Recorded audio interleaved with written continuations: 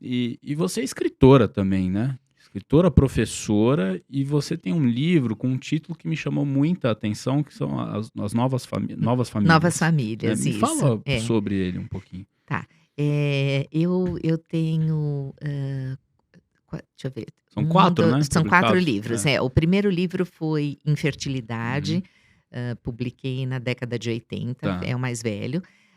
Depois A Mágica dos Gêmeos e Trigêmeos, porque os tratamentos de reprodução humana começaram a A cal dar no começo, a dar é, muitas gestações é, triplas, quádruplas, né, eu escrevi um livro uhum, sobre isso.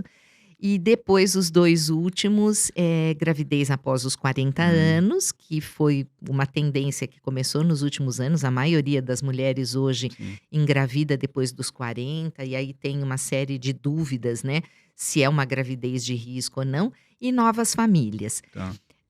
O livro Novas Famílias é um livro que discute as oportunidades, que as novas famílias têm para Uhum, se constituírem. E quem são essas novas famílias? uhum, São as famílias constituídas por uma mulher sozinha, que não uhum, tenha nenhum parceiro ou parceira, por um homem sozinho, que não tenha também nenhuma parceira ou parceira, uhum, por casais, homossexuais. uhum, eh, Hoje nós temos também os transexuais, que uhum, também têm desejo de constituir uma família.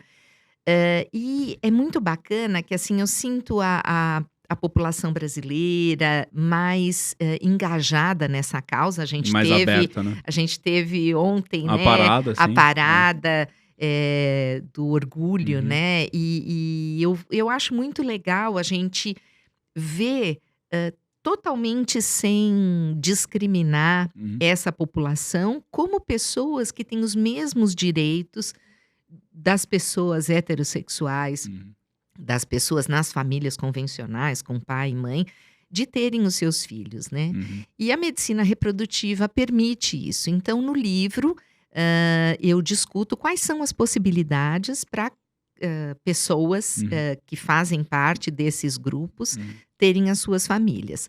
Todos os livros que eu escrevi são livros para leigos, né, não sim, são livros para médicos, então eles têm uma linguagem bem acessível, fácil, bem acessível, né.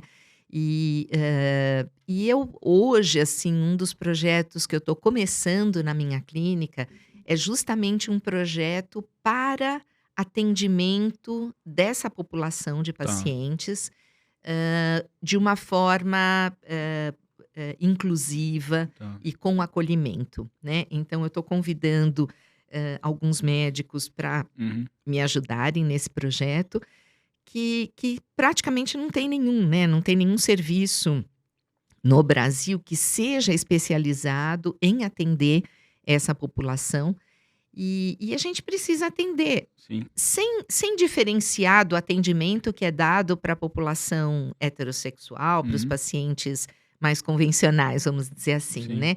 Mas, mostrar que é possível que essas pessoas sejam acolhidas, sejam atendidas sem discriminação, porque, assim, infelizmente tem médicos que se recusam, se recusam e discriminam, pacientes homossexuais, por uhum, exemplo, né. Então, o paciente quando chega numa clínica para ser atendido, ele fica muito em dúvida se ele vai ser bem acolhido ou não. é, E sabe que, assim, eu até estou modificando o meu site para colocar um sim, arco-írisinho sim, no sim, site, uhum, que é um pequeno, uma pequena figura, sim, para é mostrar um sinal de que acolhimento, a né, população uhum, LGBTQIA+, é bem acolhida na minha uhum, clínica e vai ser tratada com respeito, sem uhum. discriminação, sem julgamento, né. Na época que você estava em Bruxelas, né, em contato com aquela meca, né, da reprodução humana, isso era discutido Ah, nessa época? não, não Não, era, não era, não não era. tinha nem Isso uma pauta não, sobre não, isso. não tinha, Tá, naquela época não tinha. O que já tinha naquela época era, doação de óvulos. tá, Então, o meu uhum, professor, o Paul Devroy, um dos meus professores, a tese dele de livre docência foi sobre óvulo doação. tá, E isso naquela época foi um uma coisa super É. controversa, Uhum. né? Como que uma mulher vai engravidar com os óvulos de uma outra mulher. Uhum. E ele era super progressista, quer dizer, Sim. desde aquela época ele já visionava que isso era uma necessidade, que isso seria Hum. uma coisa que se tornaria muito necessária. Uhum. E ele foi um visionário realmente, porque hoje, por exemplo, na minha clínica, mais da metade dos tratamentos que eu faço são através de óvulo doação. Tá.